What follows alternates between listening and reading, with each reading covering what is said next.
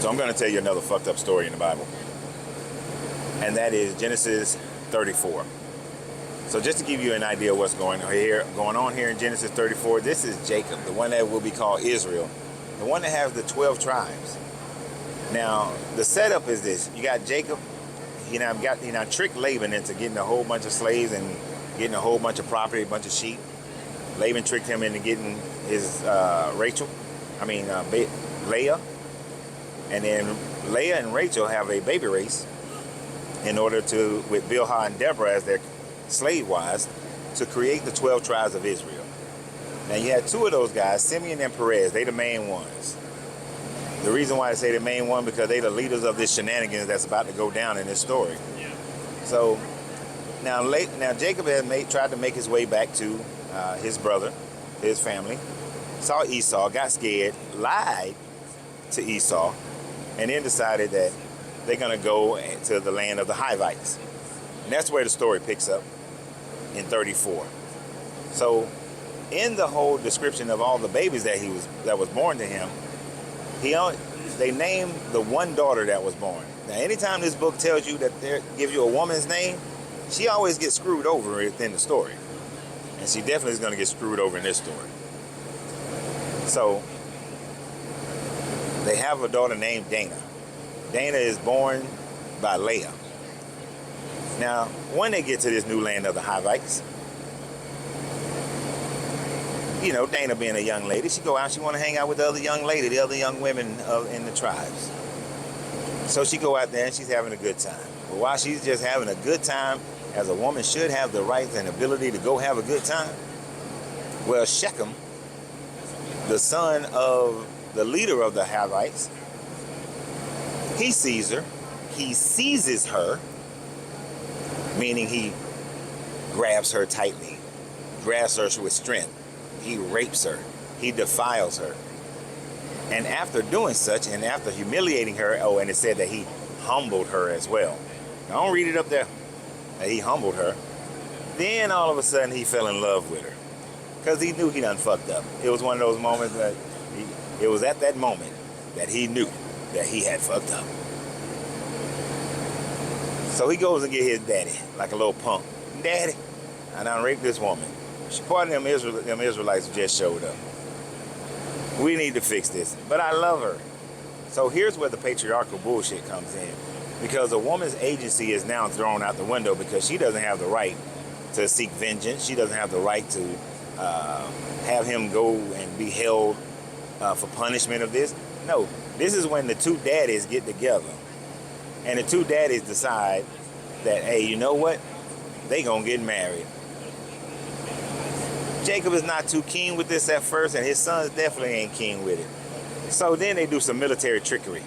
They say, hey, so they start lying, which, Jacob's name basically means a liar anyway. So they start doing some little lying. And he tells them, say, look, this is what you're going to do. In order for, because, the Hivite king, Haman, is saying that our daughters, you can marry our daughters, and we'll marry your daughters, and we'll become one people. He's trying to make it satisfying. Of course, women ain't got no rights in none of this story. So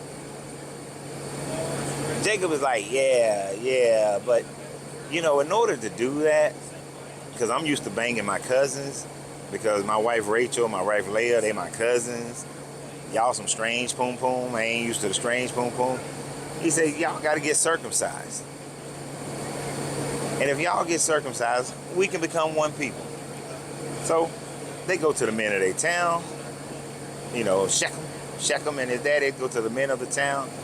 They agree. They don't like it, but they agree. Once they agree, they get it done. Well, about the next day later, Simeon and Perez come in and kill all the men in the town, which is much easier because they ping hurt.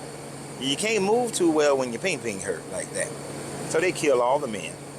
But then they take all the women and all the children, and they make those women their wives, and they make them slaves. And it says it took them captive. When you go and read this story, that he took them captive. Therefore, it's saying that it's okay for you to take people captive, spoils of war. And that increased their numbers again. There's a consistent theme that occurs within this book, where The way that the Israelites increased their numbers is through rape, is through conquest, is through murder, is the taking of other people's women as wives. And isn't it interesting? People will say, oh, it's all about keeping the blood pure, the blood pure. But yet they just took all these Hivite women and made them into their wives and slaves and produced children with them to increase their numbers. So they got Hivite blood in them. They do the same thing with Canaanites.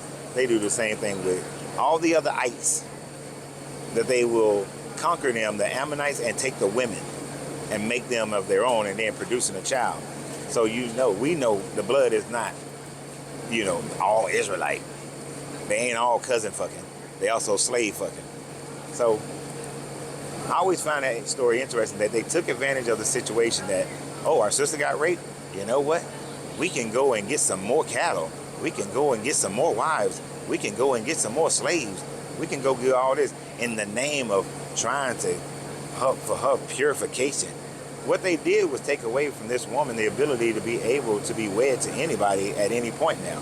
Because back in their times with their patriarchal mentality, with her being deflowered, now no other man is going to want her except her brothers.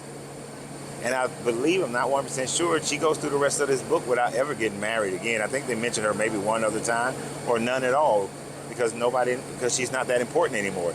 She's being used for what they wanted to use her for. Often, time and time again, I ask women, why do you stay with this book that hates you so much?